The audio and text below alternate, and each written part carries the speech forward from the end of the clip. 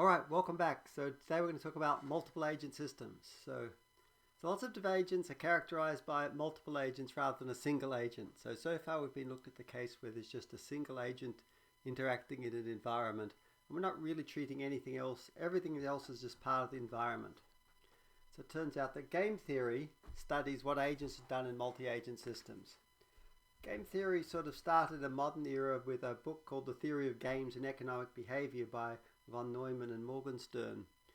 And why that's interesting is that game theory isn't about games at all. It's about any interactions where there's agents and there's rules of the game. So they were claiming that it was actually a theory about economics, and it's a theory about everyday behavior. So games are just anything where people interact and do things.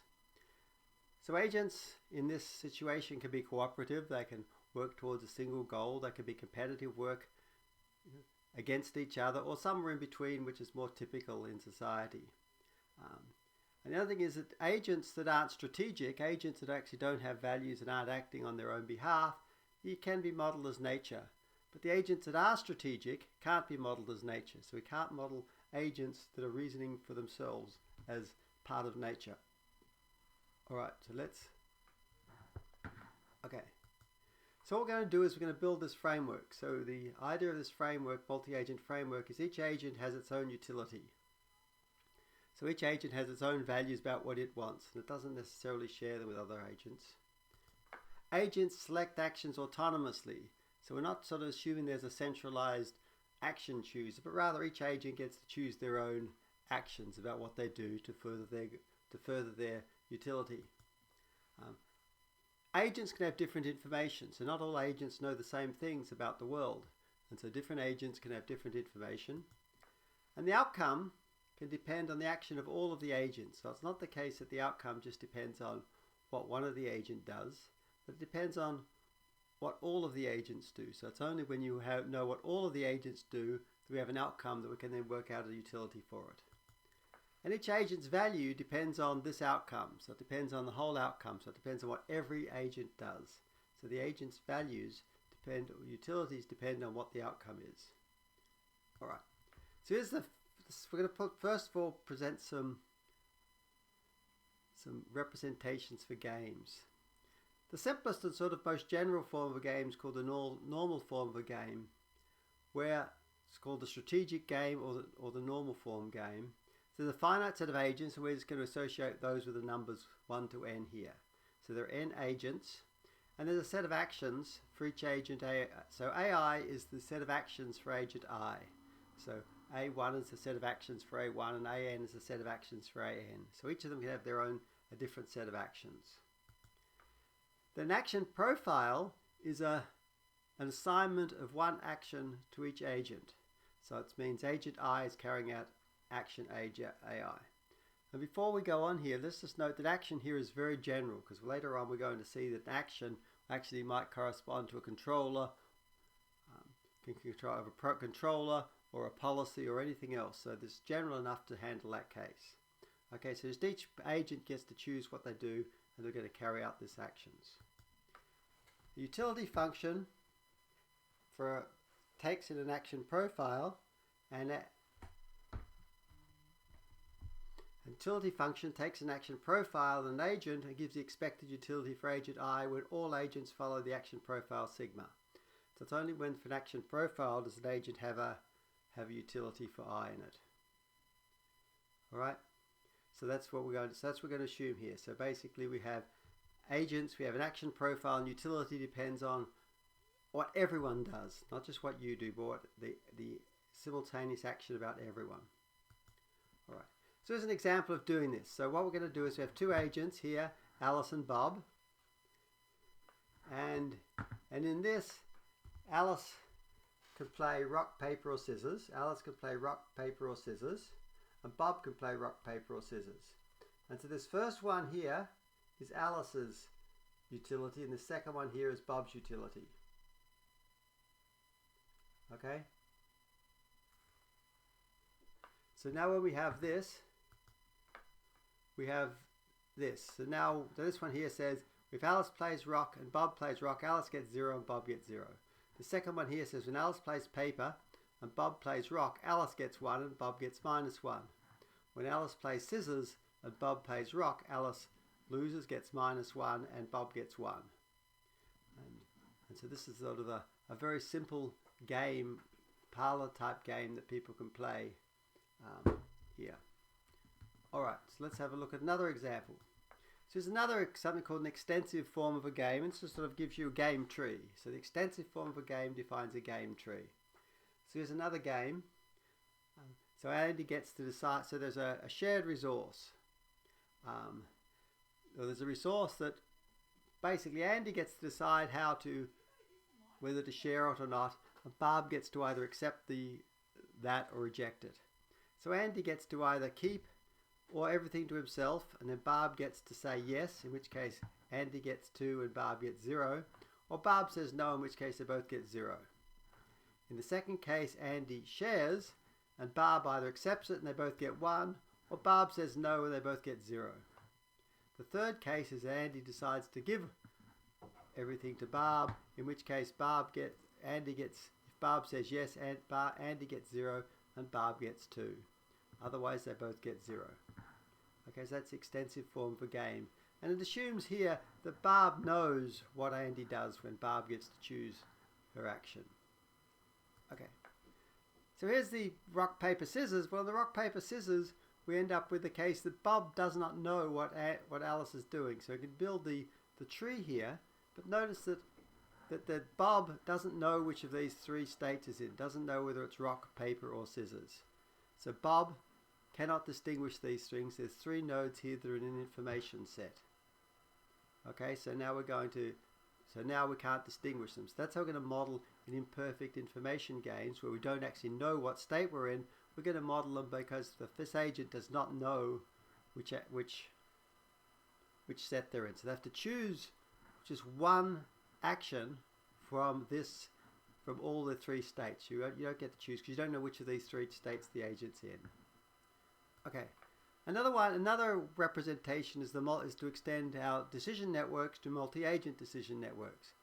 And here the story goes that there's a fire, and agent 1 can decide to call, but all the information agent 1 gets is whether there's an alarm. Alarm 1 is that there's an alarm that agent 1 can hear. And whether agent 1 gets an alarm only depends on the fire. Agent 2 gets to the call, but the information that's available to agent 2 is whether there's an alarm. Whether agent 2 hears an alarm, and that only depends on the fire. And now they've got to both decide what to do, and call works. Call works depending on whether one calls or both calls, so maybe if they both call they can interfere with each other. And the fire department comes, depends on whether the call works. And then the utility depends on whether there's a fire, whether there's a call, or whether the fire department comes. So there's a value node for each agent. Each agent has its own utility function. And each decision node is owned by an agent. And this utility node, the utility for each agent. Alright. And each agent can have a different information set. And here's the more general thing. We can model a case about whether they have shared utility. So maybe here's the shared utility. Each of these agents has to go about choosing this. So it turns out that it can be exponentially harder to find optimal multi-agent policy even with shared values. And the reason for this is that the dynamic programming doesn't work. So if we go back to this case here, if you try and optimize this thing, you might be able to sum out this value here, but we can't optimize either of these 2 boxes because there are variables that depend on the utility that I don't get to observe. So the previous algorithm we gave does not work in here. So it turns out that you can't do better than sort of enumerating one of these policies and then given one of these policies for one of the agents, optimizing it for another, even with shared values. So even with shared value, it's still difficult. All right. So in dynamic programming, decision node has n binary parents. Dynamic programming, the algorithm we used before, lets us solve 2 to the n separate decision problems. And that's much better than the d to the 2 to the n policies, where d is the number of decision alternatives. And so if that doesn't work, it becomes exponentially harder. And multiple agents with shared values is essentially equivalent to having a single forgetful agent. So single agents that forget things are also difficult to model. They're actually exponentially harder. So this just depends on the fact that the information set, the dynamic programming algorithm we gave before doesn't work. Alright, so let's look at one particular case here. The first case we're going to do is agents act sequentially and can observe the state before acting. So perfect information games. These are games like tic-tac-toe or chess or Go or these other or parlor games where we get to observe the state of the world. They might be true in a factory or something like that where different agents have to do things, but each get to observe the state of the world. So what happens here is you can do dynamic programming or search. So all the algorithms we did before all just work. Each agent, just when an agent has to maximize for a decision, it just maximizes for itself. So if you do this, so all the algorithms we did before work. For multi-agent Markov decision processes, a value function for each agent, and then each agent gets to maximize its own value function. And again, MDPs just work, and one of the reasons why we didn't present it the multi-agent system to start with or with games is the whole thing just works. You can either treat them as agents interacting with the environment, or we can actually just simultaneously maximize and minimize. Each agent just goes, you back through, and each agent optimizes for itself. And in multi-agent reinforcement learning, each agent can have its own Q function and just maximizes as before. Okay, so this one, so when we have a two-person competitive situation, which is zero-sum game, it turns out there's an algorithm called Minimax that solves this. Okay, so Minimax is happening for, notice that these other ones are just multi-agent MDPs and Q learning. All you need is just full observability for all the previous algorithms to just work. So we don't need to develop lots of things like that. Okay. Alright, so here's the Minimax algorithm. So the procedure Minimax, we're going to take in a node, and we're going to return both a value for n and a path, a pair of a value and a path and a path. So if it's a leaf node, we're going to return the value of n and the node. So we're going, or the path, which is the empty path. So if it's not a leaf node, then there's two cases here. Either it's a node where we're trying to maximize. So this is, remember, for two-player zero-sum games. So one agent can be seen as maximizing, and one agent can be seen as minimizing. And so there's a max node, and then we're going to just search through all the children, and if the score is bigger than if the score that's returned by the children is bigger than the max score, we're just going to update it. Okay, and then we're going to return this pair. And otherwise, if it's a min node, then we're going to go the opposite. We're going to look for the minimum value. Okay, so that's the procedure for Minimax, and you can run it on tic-tac-toe, for example, and it runs in a few seconds, and it just always returns the optimal action to do that's never going to lose in that situation, because that's going to return the value, and also it's going to return one path that will get you to the optimal action, one plan. But the plan includes agent things for both agents. So it turns out that even if the other player deviates from it, we're still going to be able to beat them, or we're still going to be able to do as well as we can. You don't necessarily win with a Minimax, but in tic-tac-toe, you can always guarantee not to lose. Alright, so one of the things is you can do much better than that is you can prune dominated strategies. Alright, so let's have a look at what's going on here. So let's suppose we have the search tree where I've named these nodes. So the node A, the agent's trying to the maximizing agent gets to choose this. And then the other player gets to choose one at node B, and then minimize. The agent's trying to minimize. And then the maximizing agent at node D gets to choose, and then the minimizing agent gets to choose at H. Now let's suppose these are the leaves, and the values here are 7 and 9. So this agent here will return 7, and the path will say whichever one will load to this left node here. Okay, so now D, so now we're at this stage here. Now we're going to look at this node here. This is going to minimize it. Well, this one's seen a value of 6. So now we're going to search down here. This is the value of 6. This one here could say, hang on, I've already seen, I know I'm going to be less than or equal to 6. So the maximizing agent doesn't say, well, I'm never going to choose this right one because we know this one's going to be less than or equal to 6. Therefore, I'm going to always choose the left one. Okay, and so now we're going to back up this value. This value is now going to be 7 at B. And now we're going to, the maximizing agent's going to choose So this, it's going to choose this. At J, the minimizing agent has to choose between 11 and 12, so it's going to choose 11. And then this, at the maximizing node here, it's going to we're going to realize that this node here, the value of this must be bigger than or equal to 11, so the minimizing agent is never going to choose that.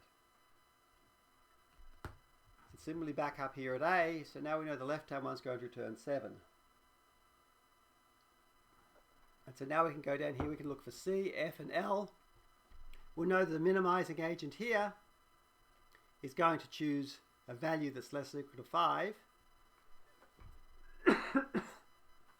And here there's the agent is less than or equal to 5 or less than or equal to 4. So this first one here, the maximizing agent has to choose something less than or equal to 5. The minimizing agent is going to choose something less than or equal to 5. And the maximizing agent here is always going to choose the left-hand one because the right-hand one is greater than or equal to 5. So this pruning can happen, a lot of pruning, and the implementation for this is called minimax. It's called alpha-beta pruning. That's going to prune these based on the maximum and minimum ones. And that was what was used in Deep Blue when they learned chess, as you learn to prune like this, and it can save a whole lot of pruning and values, and a whole lot of pruning can save a whole lot of computation time. All right, so that's the basic ideas between the representations for agents, for actions, for multi-agent systems, and also for what to do with single agent, fully observable, and it's sort of almost the same case as single agents. Each agent maximizes for himself, although the mini-max idea, we can use some pruning for that. Okay.